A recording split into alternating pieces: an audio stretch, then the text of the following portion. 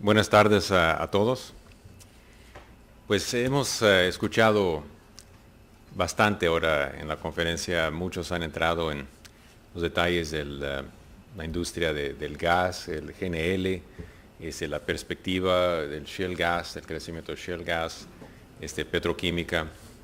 Pues les vamos a invitar a tomar un paso para atrás y me gustaría compartir con ustedes lo que son los escenarios de gas o de escenarios de matriz energética global.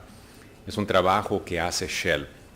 Y en ese trabajo, que ahora cumple 4 décadas, existe todo un equipo dentro de la empresa que se dedica a formular esos escenarios. Y son escenarios que se utilizan a nivel internacional por instituciones globales, multilaterales. Y es un trabajo pues detallado. Y en cada poco tiempo, cada 2-3 años, se publica nuevos escenarios, tomando en consideración lo que ha ocurrido en los 2-3 años anteriores.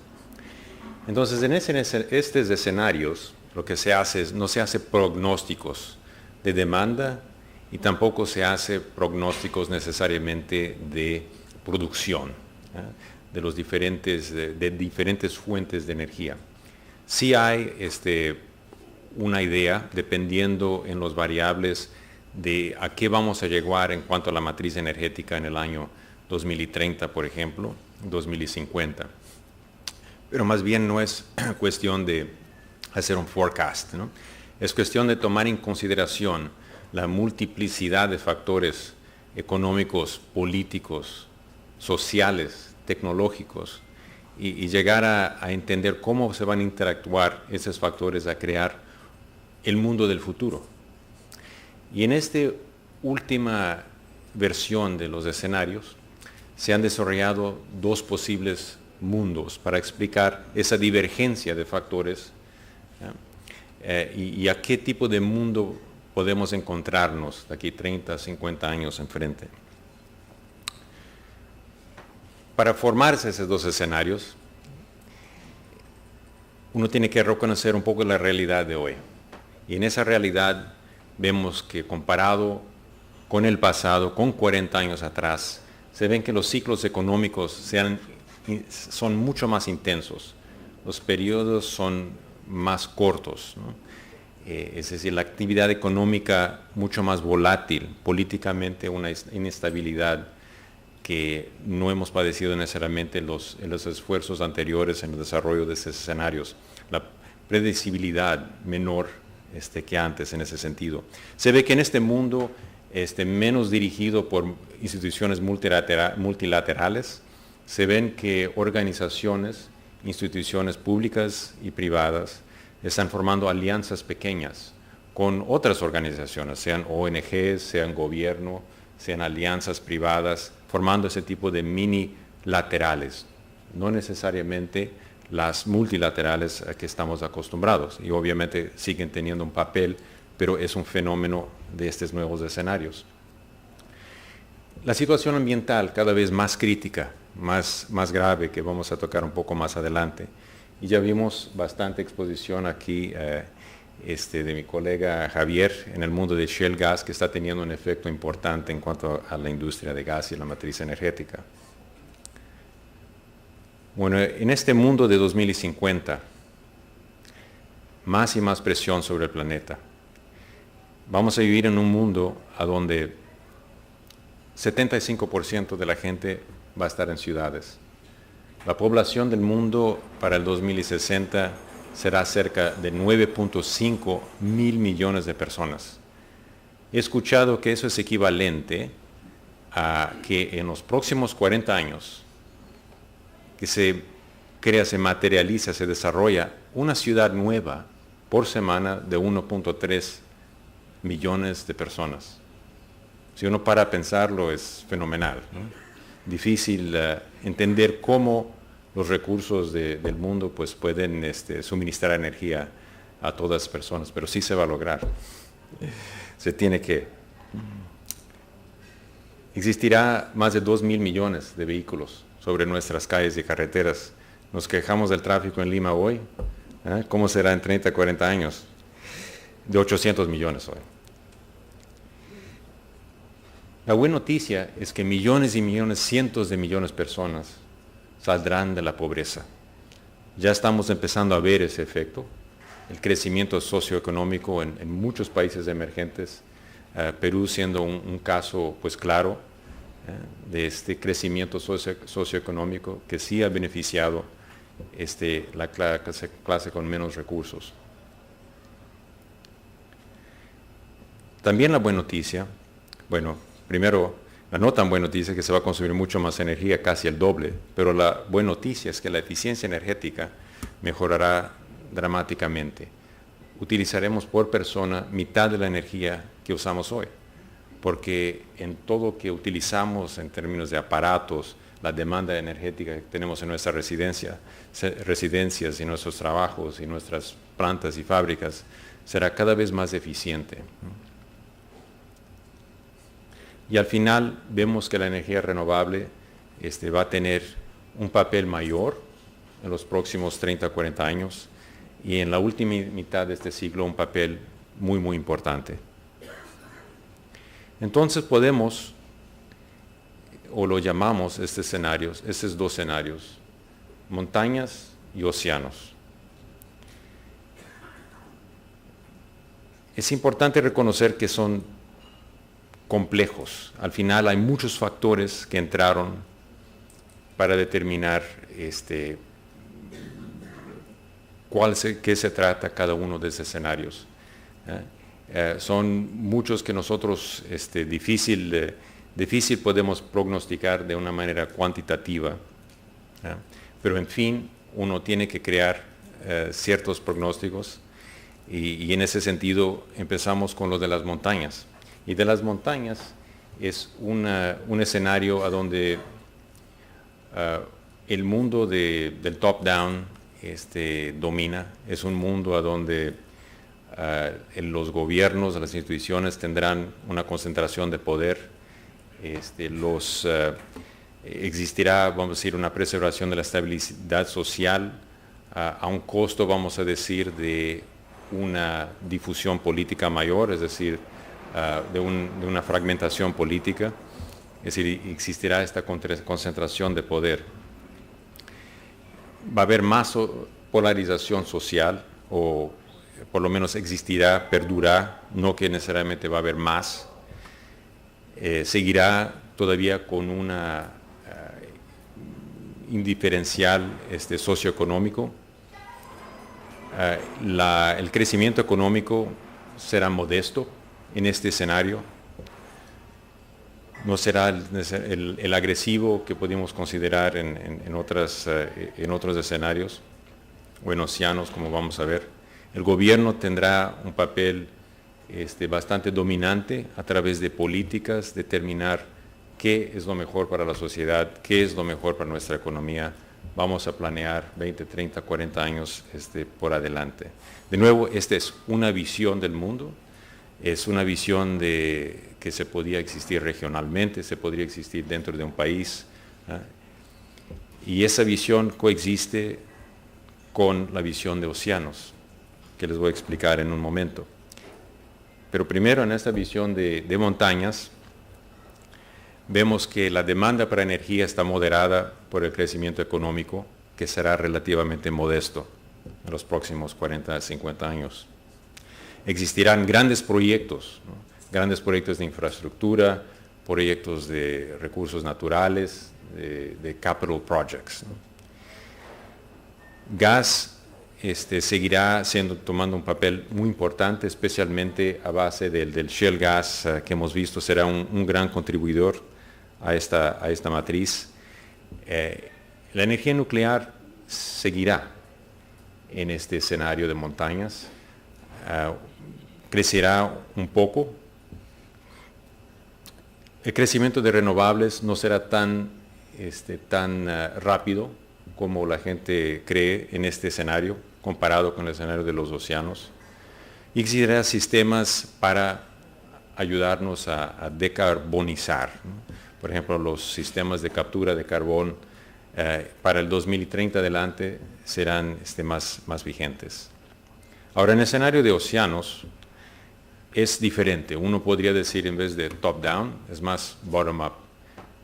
Menos poder centralizado y más fragmentación política. Es un mundo a donde la gente tiene más poder individual, las instituciones, los gobiernos, instituciones menores, gobiernos menores, componentes descentralizados políticamente. Existirán reformas que permiten las fuerzas de mercado actuarse de una manera más libre, y este crecimiento es más agresivo, y vamos a ver que hay más demanda para energía porque va a haber más crecimiento económico. Es un mundo donde las fronteras abiertas y la globalización toman muchas formas. Abajo existen dos abreviaciones, TINA y TARA. Es There is no alternative to There are real alternatives. En otras palabras, en el mundo, en esta versión del mundo existirá muchas formas de globalizarse, muchas formas de desarrollar una política, de desarrollar un plan de crecimiento económico. En este escenario va a haber mucho más libertad, vamos a decir, de acción.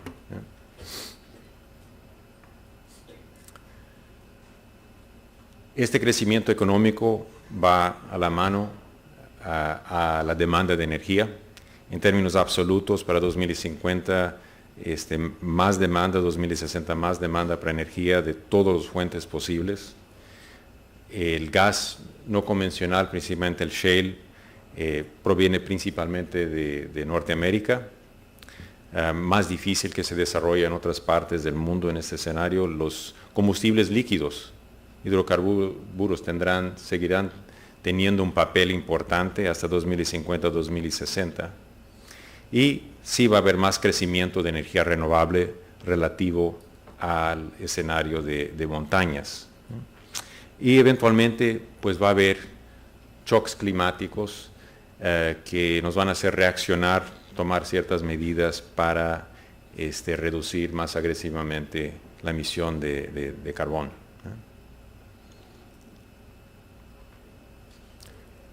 No más para notar, estamos llegando ya hoy en día a donde nuestra capacidad de eliminar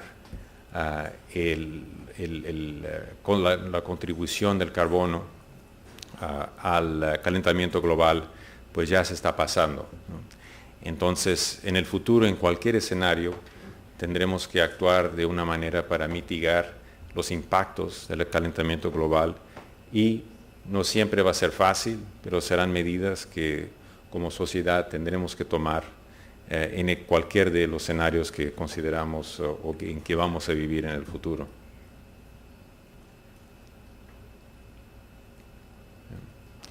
Ahora, fijándonos específicamente en gas. En gas vemos que el crecimiento, bueno, primero crecerá 60% la industria, de 3.000, un poco más de 3.000 billones de metros cúbicos a 5.000. Es una cantidad, un crecimiento importante, principalmente en ciertas partes del mundo emergente, en Asia, en las Américas, en Medio Oriente. Y en cuanto a la industria de gas per se, vemos que no es nomás el gas no convencional que seguirá vigente, pero también el gas natural licuado, que tendrá una tasa de crecimiento el doble de toda la industria de gas natural. Y más vemos flujos de gasoductos, también cruzando países entre fronteras, ¿no? Y el efecto del shale gas siempre significativo.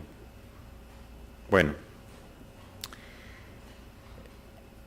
en conclusión, vemos que hay unas conclusiones globales, ¿no? Unas conclusiones que uno podía mencionar que aplican a los escenarios, pero sí me gustaría tomar un paso para atrás y ver qué lecciones estos escenarios nos podían compartir con nosotros en cuanto a ideas que pudimos reflexionar en cuanto a nuestro propio futuro energético en Perú. Primero vemos que esos escenarios se van a dar de una manera u otra, sean una visión de montañas, una visión de océanos, una combinación, de alguna manera pintan un futuro posible, potencial, bien considerado con la información que tenemos hoy. Pero también pintan un futuro a donde las decisiones que tomamos hoy nos afectarán, especialmente en temas, por ejemplo, del impacto climático, ¿no? Ahora, en cuanto al gas, vemos que en los dos escenarios va a haber un mayor uso del gas. El gas va a ser un combustible, vamos a decir, puente, hasta que las energías renovables forman una parte de nuestra matriz energética mucho más importante. Pero existirá un tiempo, es difícil decir cuánto tiempo, unos 20, 30, 40 años o más, a donde el gas, como el hidrocarburo más limpio, podrá tener un papel importante.